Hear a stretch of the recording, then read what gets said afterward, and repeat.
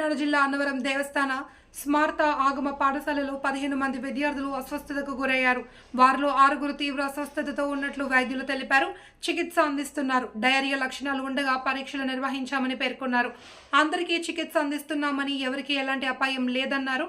ఈ ఘటనకు సంబంధించిన పూర్తి వివరాలు తెలియాల్సి ఉంది. స్మార్త పాఠశాలలో కొంతమంది విద్యార్థులకు డయేరియా లక్షణాలు ఉన్నాయని తెలుస్తున్న వల్ల ఇక్కడికి వచ్చి ట్రీట్మెంట్ ఇక్కడే ఇస్తున్నాము. ఒక 6 మట్టుకు కొంచెం ఎఫెక్ట్ అయ్యారు. ఆ 6కి కూడా ఇక్కడే సెలైన్ పెట్టి ఇక్కడే ట్రీట్మెంట్ చేస్తున్నాము. వాళ్ళందరూ కూడా అందరూ సేఫ్గానే ఉన్నారు. ఏం ప్రాబ్లం లేదు. డిహైడ్రేషన్ కూడా లేదు. జస్ట్ ఎందుకన్నా మంచిదని ట్రీట్మెంట్ చేస్తున్నాము.